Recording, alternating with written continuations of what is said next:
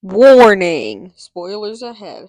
If you don't want to hear them, skip the anime and skip the entire portion of that video. Or just don't watch this video. I'll make a part 2. It's gonna be anime tropes.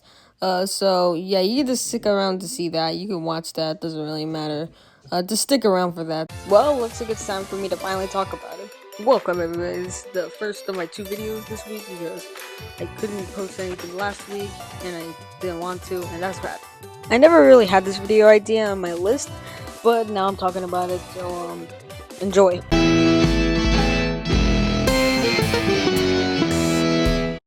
I've watched like 4 animes in the past, though I've been watching 3 right now. I'll explain the 4th one later. I'm starting off with one that's a classic, one that's basically known to everybody. If you watch anime, then you know this. What do I do? I don't know how to do this.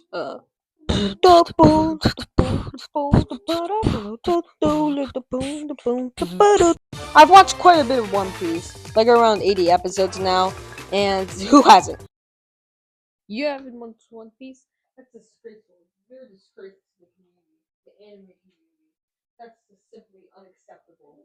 Go away, you bum. There are honestly so many good arcs in there. Like East Blue is literally like the beginning, and there's Alabasta, which I've yet to watch, but I heard it's really good. I'm gonna give you a quick rundown of the characters. Just so you know, these are gonna be the 5 original characters. Yeah, you know, like, the 5 original crew members. There won't be, like, no Chopper, no Frankie, or Robin, because I haven't like, gotten to those parts yet, so, yeah, until then, yeah, you won't hear from that. Luffy, the captain of the ship, and he's very stupid and funny, which is probably why everybody enjoys him, and the show. Without him, the show wouldn't be the show. He got a straw hat from a red-haired guy named Shanks who only has one arm because, yeah, his arm got cut off. Or I actually don't know what happened to his arm. I don't remember the episode. I'm only focusing on what's happening now. This guy's basically determined to become king of the pirates after Gold Roger, who got executed in Locktown. This also happened 22 years before like the main events of the story ever came. If you don't know any of this, I swear the time will come. It's literally right before the Alabasta Saga arc comes. Zoro, the swords master of the team, who was the second person to join Luffy's crew, aka the Straw Hat Pirates. He's a bit more chill, kind of strong. Actually, he is really strong. This guy is famous for wielding 3 swords, obviously. 2 in his hand and 1 in his mouth. He's trying to beat this guy, Hawkeye Mihawk, who first met in the Baratier arc. Zoro's just kind of hanging on a post, captured in like some weird ass town, and he managed to escape, making Luffy's 2nd team member. Nami is the Straw Hats Pirates' 3rd member, and she's kind of a traitor, though I'll explain why later. She's the crew's navigator, though she also steals treasure as well. She's a little more upbeat and not stupid. She was originally found in Orange Town, which is her, like, first appearance. Or, I don't think it was her first appearance. Her first appearance was in, like, the same town that Luffy captured Zoro. Though she wasn't noticed. Though she went to Orange Town to steal some loot from there.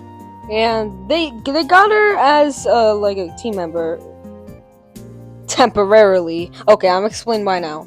It's low quality, I know. But she was found in Kogoyashi Village, which is her origin town, which was found in the Arlong Park arc. And just to give some context, Arlong Park literally, like, they bought Kogoyashi Village, and Nami's trying to save money, 100 million berries, which is the currency in the One Piece world, to buy it back and finally save her from being an Arlong pirate, because, yeah, she was actually an Arlong pirate. Or I guess Fishman Pirate or whatever. She's also an affiliate. She joined like around 8 years ago when her adopted mom, Bellamere, tragically got killed to the Arlong Fishman Pirates. They were found and adopted during like a marine war or something, and they were stuck there when Nojiko, her sister, was like only just a little toddler, and Nami was literally a baby. And yes, she's a marine. Nami joined the pirates because she was trying to buy her village back by like 100 million berries. She got so close, though. By the time the Arlong Park arc came, Arlong literally said he was gonna deny it. He didn't promise it, literally. Usopp, he slingshots. I'm guessing that's his role in here. He says he's brave, but he's not really brave. Though, he did do some, stuff. He did do some good stuff. Especially in, like, Little Garden. I think so, yeah. It was like a Little Garden. He has a very long nose. That's all I'm gonna say. When he turned to a doll, he was originally hanging out with these three kids. One with the purple hair and who covered his hair too much. One who kind of looks like an avocado, and a nerd. He has a father named Yasop, who beat the hell out of Daddy Father, or Daddy Master. I'm not sure what his name was. I forgot Locktown a little bit. Here's a picture to prove that I've gone past Locktown. Yeah, that's Vivienne. Or Vivi. I actually don't know. I only know her last name. Vivi. I don't think it's Vivienne or whatever. Though she was a part of the Straw Hat crew for a little while. Going from like the lagoon and Laverse Mountain all the way to Alabasta, because that's where she needed to be. She was a part of this organization called Baroque Works, which is kind of like a pirate or something. The stronger they are, the lower the number they are. That's why, like, example, Mr. 3. But then there's like also the partner, which is like a lady, and it's like based on like a holiday or day of the week, like Miss All Sunday. She's actually a partner of the leader of the group, Crocodile, aka Mr. Zero. Yeah, there's a Mr. Zero, not Mr. 1 though. Sanji, the cook, is the last crew member that you get on the East Blue Saga, though it's not the last member ever. There's also a couple other more. For some reason, it's love at first sight, because Sanji just loves Nami, and actually any other girl, because he also loves Vivi. He worked in this sea restaurant ship called the Baratier, and I think I mentioned that earlier, but he worked there, and yeah, I guess they really need a cook on there, because who else does need a cook on there? And they're also really poor, like before they even got the ship. Though once they got the ship, yeah, they're good. Chopper's the 6th member of the crew, and is I assumed he was a dog before joining, and before seeing him, though he's actually a reindeer. He's a doctor, by the way. This guy's practically famous for this meme. It was literally just him. I think it was on Drum Island, though. I never saw it. It was in the movie, though. After very severely being misjudged by some racist people and some racist reindeer, he goes out and, yeah, a doctor finds him. And I guess he teaches him to be a doctor. And then sometime during that, he ate the human fruit, which is also another devil fruit. And I did mention that Luffy has it as well. Luffy ended up eating this one sometime before. I have actually no idea. It was probably like maybe in his youth, but he ate the gum food, which allows him to become rubber and stretchy.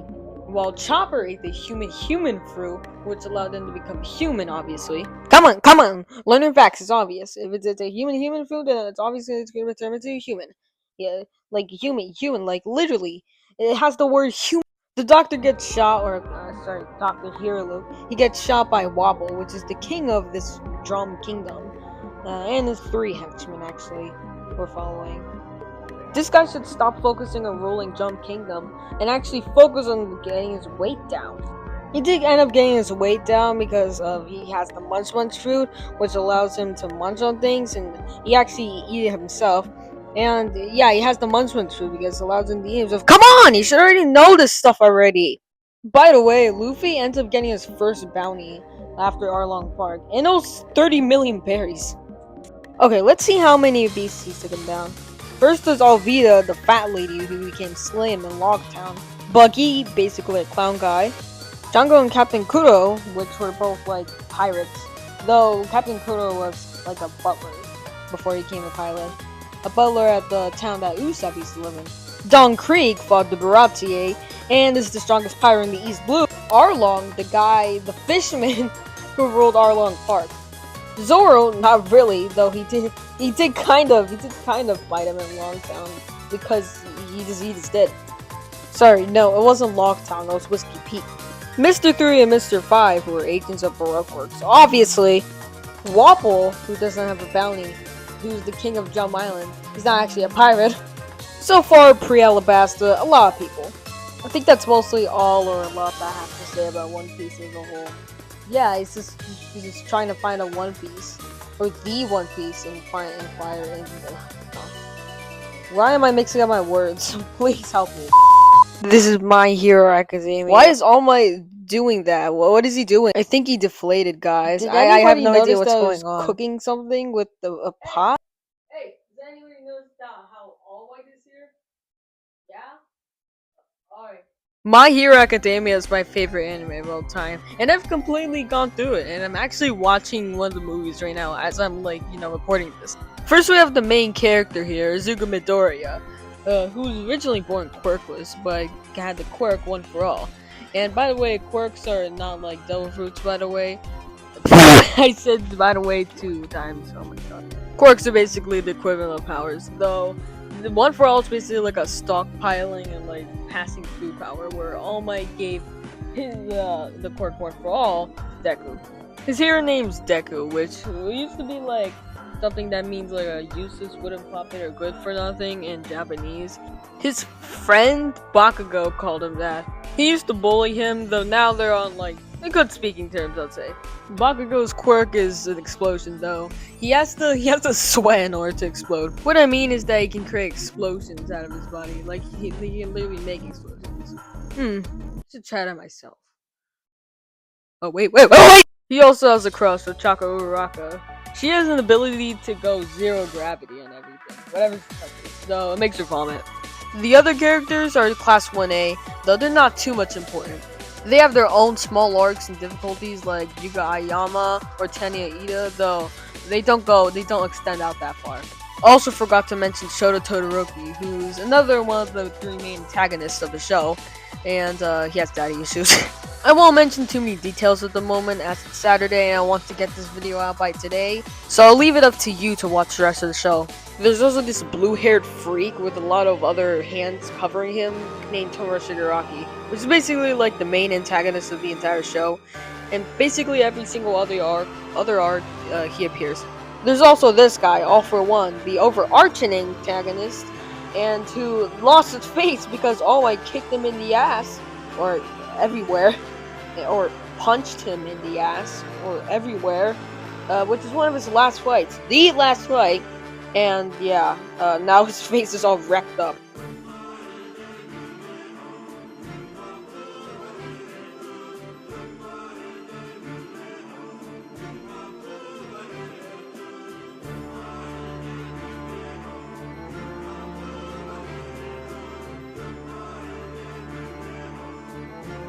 We gotta talk about the Meta Liberationer, which is basically a huge player in like the entire show. They basically started a war, basically conjoined with the League of Villains, and is led by this guy. Wait, Duvitabers, is that you? There's also Overhaul, the leader of the Yakuza, who had this like daughter in quotes.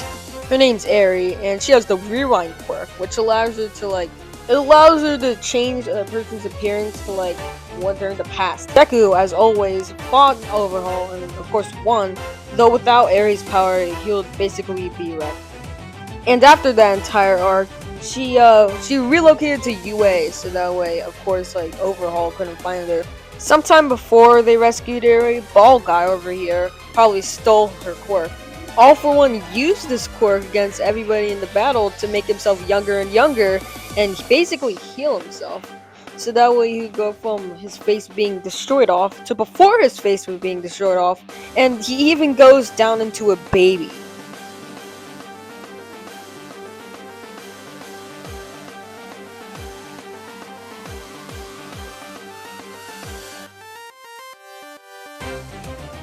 All Might fights in this battle despite being quirkless now. He uses an armor suit which looks badass. Todoroki ends up also beating Dabi, one of his older brothers, though he was a part of the League of Villains after he got succumbed to a terrible wildfire because he couldn't control his powers, because he was born basically fire non-resistant, which means too much fire can burn his body, and now he looks like a ghoul. There's also Hero Killer Stain, which appeared in the earlier parts of the series, though he's not too important in the final war, though I just wanted to mention him because he is a boss in the upcoming portions of My Hero Academia. If you're watching like before the sports festival. Stain was also a vigilante before, aka like a dark hero, kind of resembling a villain though. Just like Deku was for like 5 episodes before returning back to UA. During his vigilante time, he only fought Lady Nagan, which used to be a pro hero, and is now a part of villains. The last major villain I'm talking about in MHA is Muscular, who appeared in the Forest Training Camp arc. I actually don't know what the wording is, but whatever. He appeared when a raid was going on at the camp, and when he was like with this kid named Kota Izumi, and he's basically a reject of heroes. He doesn't like them because he let his parents die, which is tragic. You already guessed that the raid was made by the League of Villains to capture Bakugo. Yeah, I don't know what to say about it. You can watch like 4 movies. They already released out 4 movies, and they're making a whole lot of other stuff. Because like it literally just ended like around a year ago, or I actually don't know how many months ago, maybe 7. But yeah, that's basically everything I know about it, and basically like everything you need to know about it. Now, the anime that I recently started watching and only have 5 episodes gone into it is Jujutsu Kaisen, which I know very little about. As I told you, I just went through the first 5 episodes, though it's honestly pretty good. There's this kid who got curses, and that's basically all I know. There's this other kid who's had curses. Yeah, that's not all I know about him. There's this other kid who I'm not sure got curses, but maybe, yeah, I think she got curses. That's all I know about her. And there's this blindfolded teacher. Now it's time to talk about the 4th and final anime that I haven't watched yet, though I used to watch. Of course, that's Demon Slayer. Now I know the kid who lost basically all of his family except for one. There's also a girl who had bamboo in her mouth. Then there's a yellow-orange hair guy who I actually don't know much about. And then there's a boar. But that's basically every other anime I've known. I might watch Hunter x Hunter, Black Clover, any of those like young shonen animes. Though there's also other ones that I like to try. I've gotten into anime recently. Though I haven't like recently. I've watched anime before, example Demon Slayer. Though I haven't quite understood it before, and now I do. So yeah, thanks for watching. Thanks for viewing all this stuff. Very long video. Alright, I'm going now. I can't. Alright, bye. Bye!